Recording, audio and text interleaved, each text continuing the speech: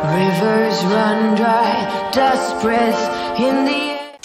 Coucou tout le monde, c'est Virginie de Coaching et Bien-être. Alors pour cette nouvelle vidéo, je vous propose une guidance pour le mois de novembre, pour votre signe astrologique. Et pour cette guidance, j'aurai comme compagnon le Dark Mansion Tarot, The Lonely Dreamer Tarot et le Lenormand Reflet de Lune de Célia Melville. Et aussi de petites pierres sur lesquelles j'avais noté quelques petits mots. Voilà. Donc ce que nous allons voir, ce que je vous propose, c'est de voir quelle va être votre énergie pour ce mois de novembre. Quel défi également va-t-il falloir relever et comment, et voir le résultat probable si vous mettez en œuvre pour relever cet éventuel défi. Voilà, donc je vous retrouve tout de suite pour la guidance. Alors pour vous les Gémeaux, quelle énergie pour ce mois de novembre? Alors avec le reflet de lune, on a la maison, la lune et l'enfant.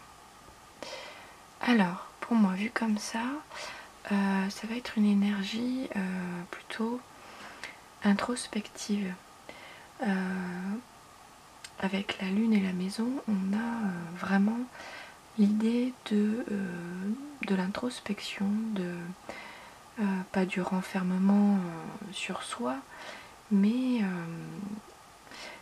plus voilà, de l'intériorité, et qui est, alors pour moi, ça me parle vraiment de l'enfant intérieur.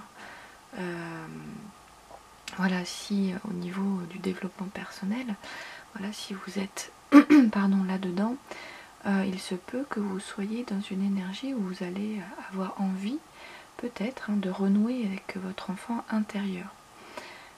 Voilà, pour dénouer certains blocages, certaines choses qui vous limitent, pour peut-être mieux vous comprendre. Là, on a sur la pierre, le message parle. Alors peut-être qu'effectivement vous invite à parler avec votre enfant intérieur, de ne pas oublier cette part de vous, voilà, pour vous réconcilier avec certains aspects de vous aussi. Voilà, c'est un travail qui peut être intéressant, enrichissant, pour mieux vous découvrir et dépasser aussi certaines de vos limites. Voilà, que vous vous êtes un petit peu construite au fil des années. Et alors ça peut être ça, hein, ou bien ça peut être aussi bon, on va être dans une situation un peu particulière de nouveau, donc ça peut aussi vouloir dire vous allez peut-être être coupé de vos enfants aussi pendant cette période-ci. Donc peut-être qu'effectivement ça peut éveiller quelque chose, certaines peurs, certaines angoisses aussi.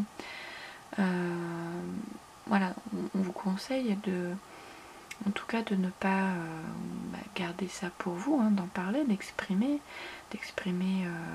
certaines de vos angoisses aussi. Voilà, bon, pour moi ce serait plus lié quand même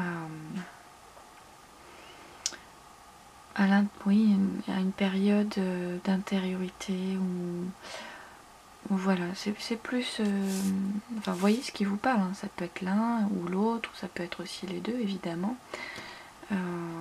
Voilà, on va voir le défi à relever. On a le 3 de coupe. Alors le défi à relever, c'est peut-être le fait d'être coupé de vos amis, de votre entourage, que ce soit vos enfants, votre famille, vos amis.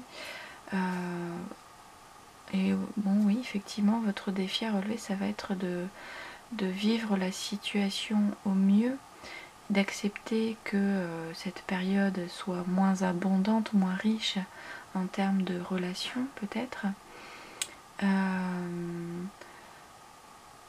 Alors, ça fait partie de votre défi, mais aussi de voir ce que vous pouvez en retirer de bien pendant cette période aussi.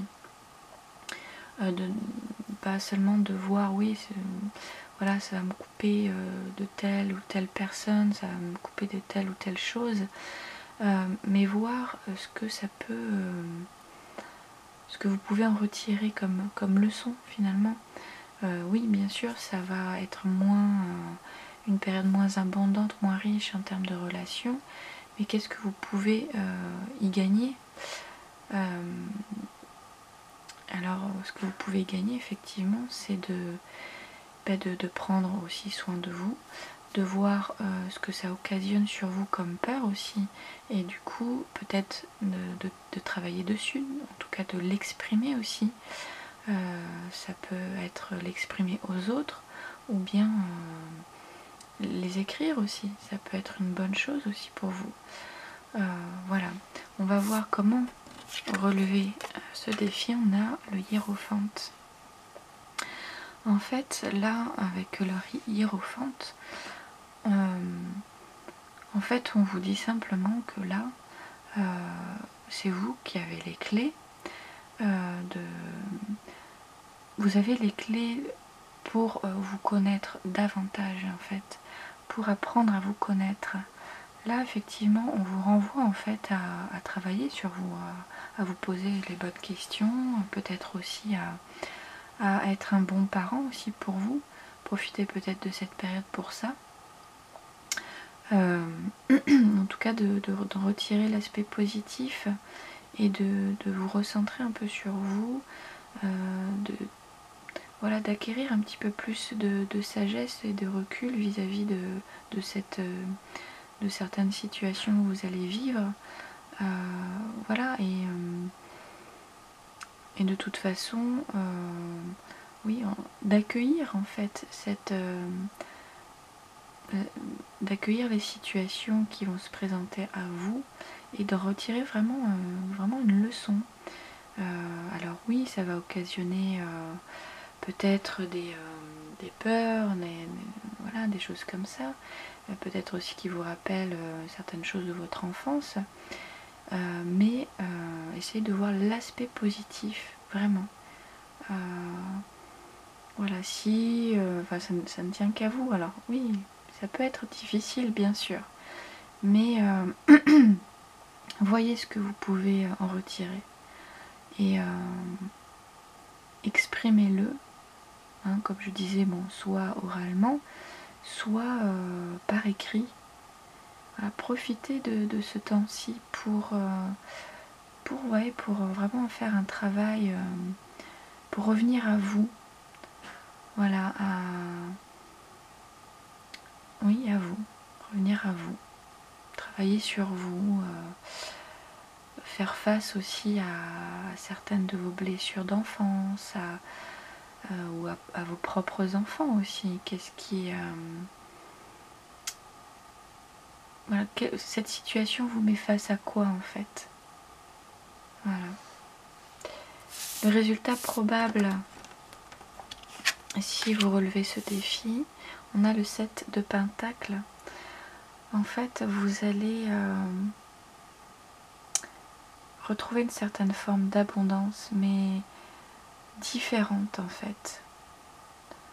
C'est comme si ce temps-là, ce mois de novembre, vous alliez vous nourrir de plein de choses.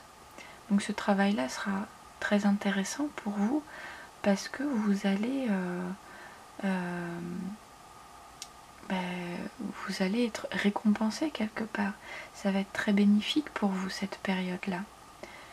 Si vous apprenez, si vous y voyez l'aspect positif, si vous travaillez sur vos peurs, si vous prenez plus de distance, plus de sagesse, plus de compréhension vis-à-vis de vous-même, de la situation, vous allez en récolter les fruits, quoi. Récolter les fruits de votre labeur. Vous allez retrouver une certaine forme d'abondance. Voilà, tout simplement. Et le fait de l'exprimer va vraiment vous y aider. Donc ne gardez pas les choses pour vous. Voilà, vous n'allez pas être complètement coupé des autres. Vous pourrez continuer à parler sans doute aux autres de différentes manières, mais et de l'exprimer aussi vraiment par écrit. Ça va vous permettre vraiment de vous reconnecter à vous et de prendre plus de distance avec les événements à suivre, donc à venir. Donc en tout cas le résultat probable est plutôt positif. Donc ne quittez pas de vue cet objectif et vraiment on vous invite à voir l'aspect positif. Voilà. Qu'il y a d'autres formes d'abondance que le relationnel, bien sûr. Bon, ça en fait partie. Voilà, pour se sentir bien, pour se sentir épanoui. Alors, bien sûr, c'est essentiel. Mais il y a d'autres formes d'abondance. Et ici, on vous invite vraiment à vous reconnecter à vous-même, à vous connaître un peu plus, à faire face à vos peurs, à les dépasser, à travailler dessus, à renouer à votre enfant intérieur et être un bon parent pour vous. Voilà voilà ce qui me vient aujourd'hui à travers les cartes. Voilà, dites-moi voilà ce qui vous vient. Voilà, si vous connaissez un peu, si vous connaissez le tarot, si vous lisez le tarot, dites-moi en commentaire ce qui vous est venu aussi. Voilà, et puis si cette lecture aussi a résonné pour vous, n'hésitez pas à liker, à commenter, à partager, et puis à vous abonner à ma chaîne, et on se retrouve pour une prochaine guidance. À bientôt.